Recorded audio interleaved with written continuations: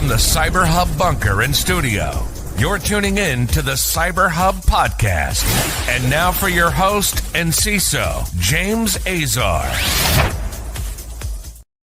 Good morning, security gang. Welcome to another episode of the CyberHub Podcast, Thursday, January 23rd, 2025. A packed show for all y'all today, including record number of ransomware attacks detected just in December of last month, showing you that ransomware is not going anywhere. In fact, it's only growing with a whole bunch of 0 days and an agreement signed by Russia and Iran that should have practitioners preparing for the onslaught that's getting ready to come through. So without further ado, if you're joining me for a coffee cup cheers this morning, obviously traveling, and again, I'm recording a bit early today. So with that being said, coffee cup cheers to all of y'all.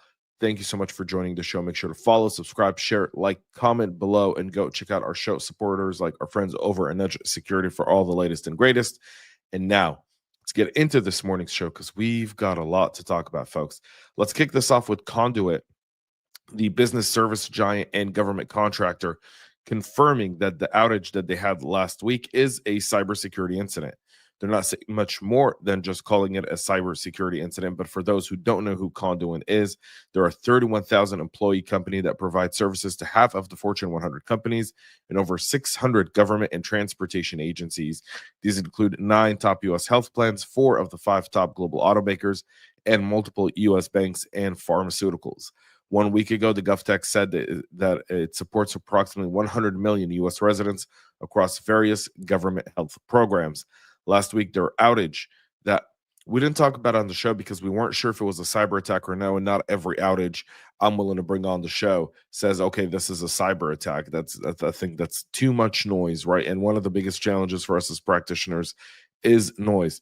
So the outage last week affected customer operations across multiple U.S. states, including organizations like the Wisconsin Department of Children and Families, the Oklahoma Human Services, and many, many others. This caused widespread outages issues for those relying on organizations that make payments through electronic transfer or even EBT cards.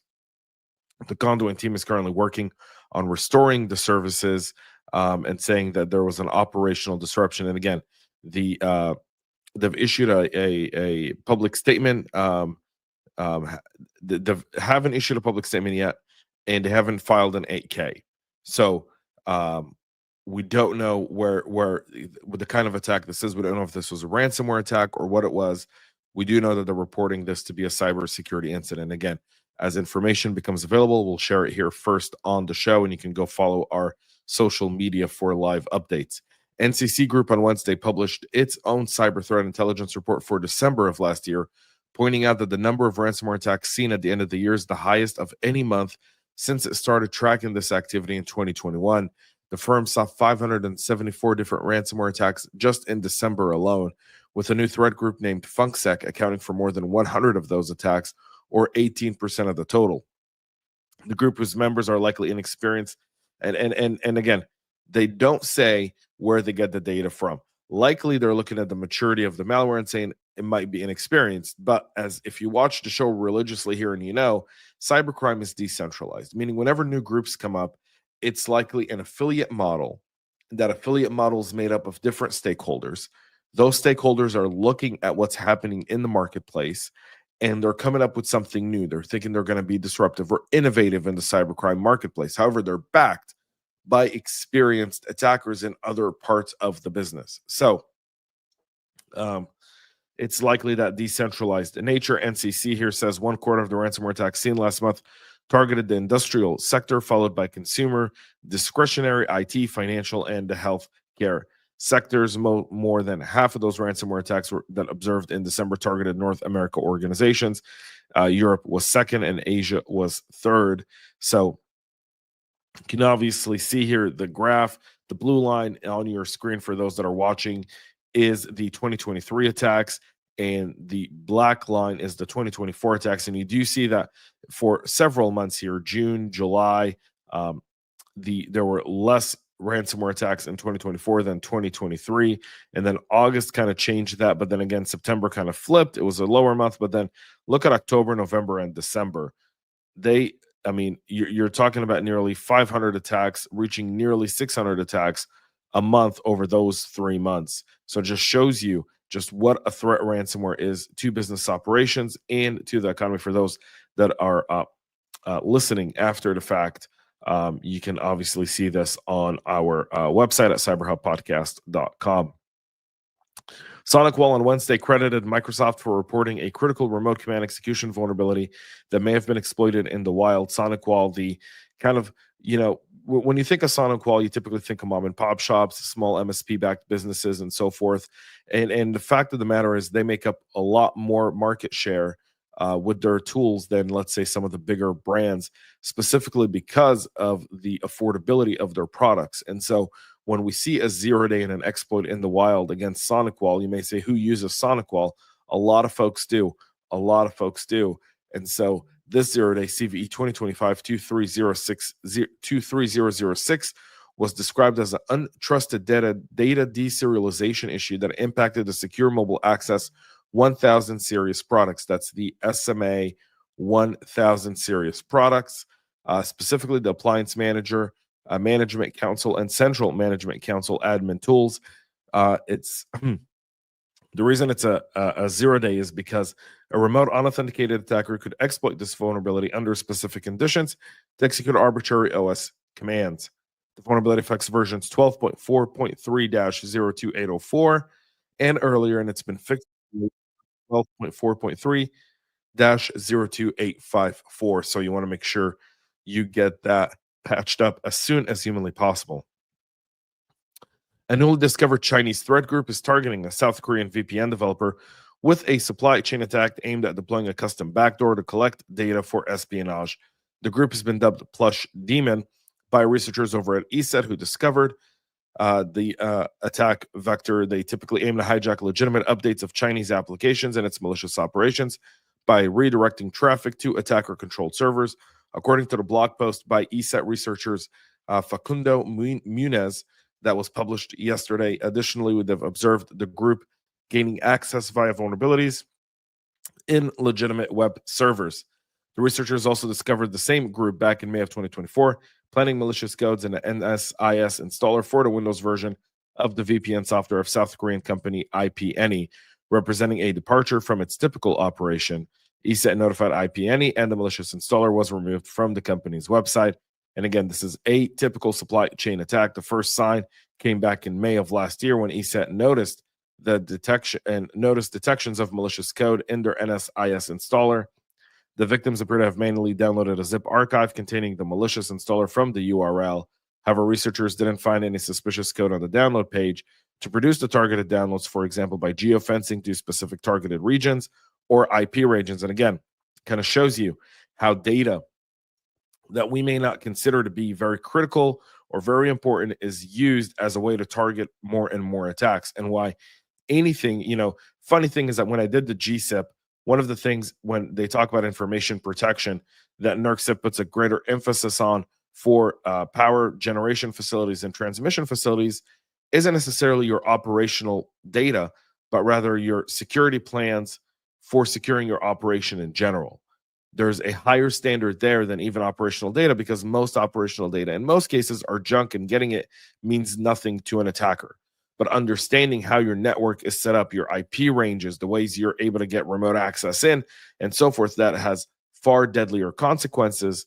And so they look at that being even more critical. And when you're thinking of how you build your business, how you identify your critical assets and what's public facing, what's not public facing, IP ranges, and so forth, this is something to keep in mind based on this one attack. And again, this is a slow stepper backdoor, which has more than 30 different modules. And again, they operate these modules because it gives them the ability to operate in obfuscation, meaning it's harder to track them because as you deploy different modules, they become part of the process of operating a computer. And I've often said, if you listen to the show often, you'll know I talk about the business process. How do you secure the business process, A to Z?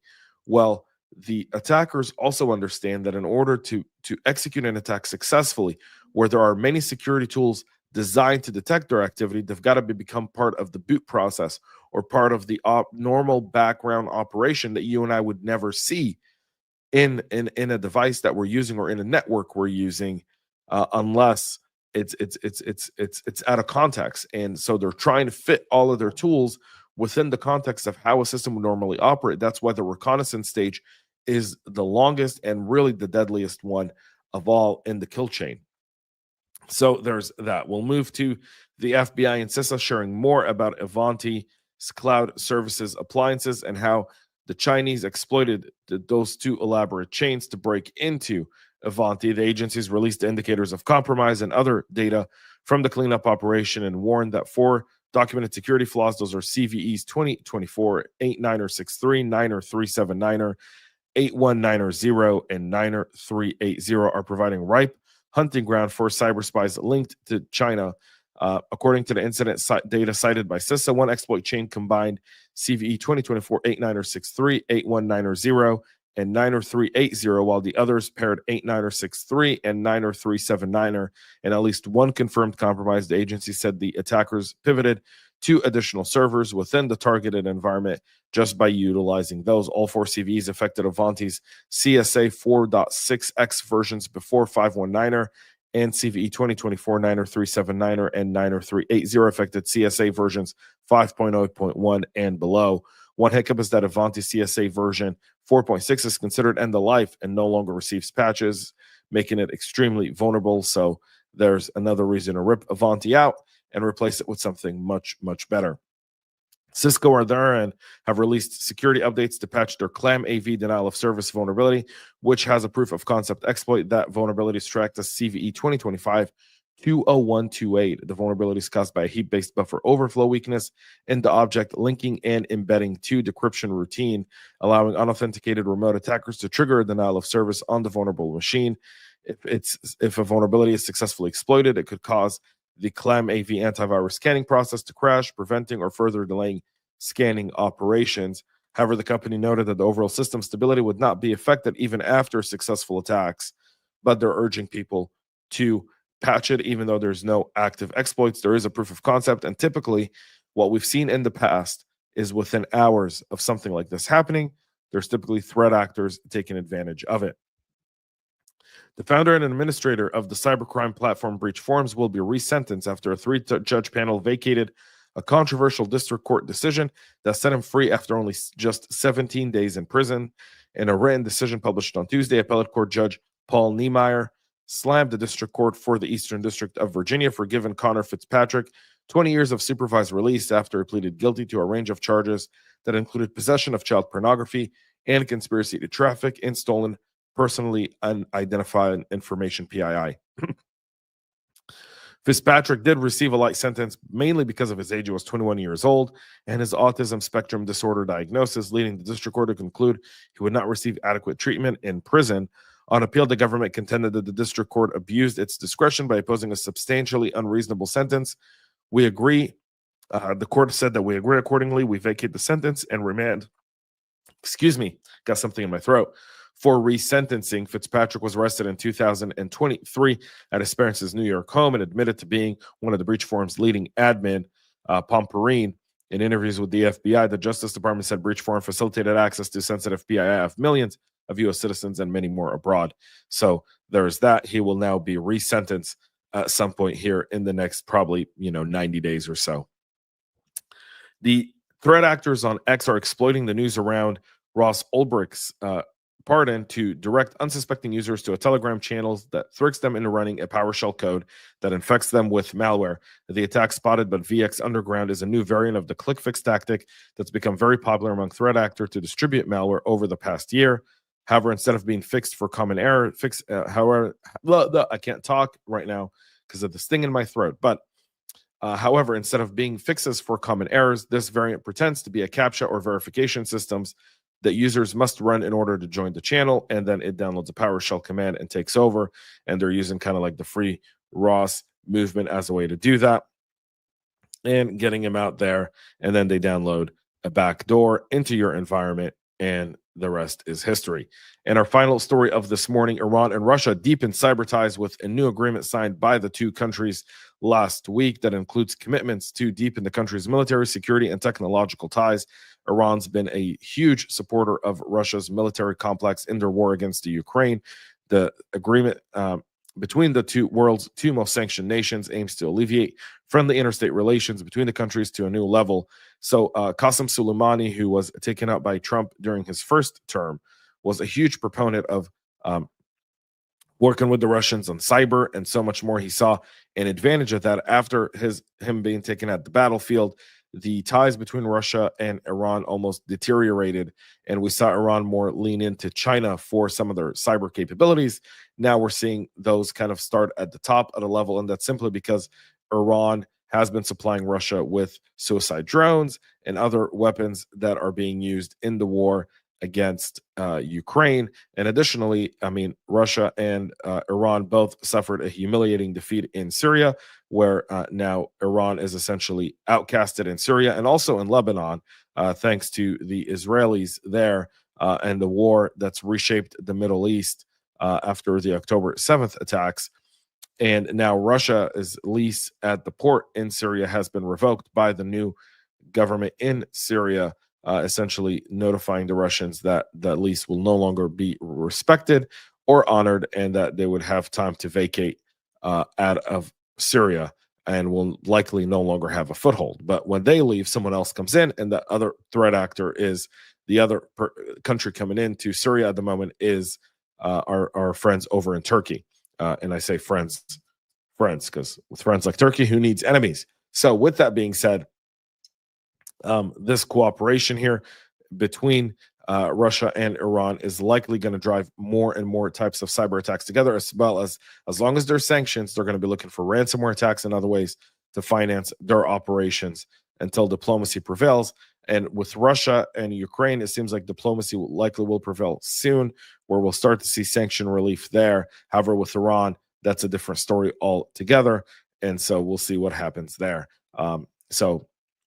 Just something to keep in mind. That's it for our show this morning. We'll be back Monday, 9 a.m. Eastern, live with all the latest and greatest. Until then, thank you all for tuning in. Make sure to subscribe, follow, share, like, comment. If there's any stories you want us to do a deep dive on, happy to do that. And then obviously go subscribe on cyberhubpodcast.com, where you'll get daily updates, including our Saturday morning article, which I'm sure a lot of people do enjoy. So until then, have a great rest of your day. And most importantly, stay cyber safe. We love feedback, so make sure to connect with us on social media and subscribe to our podcast on your favorite podcast listening platform.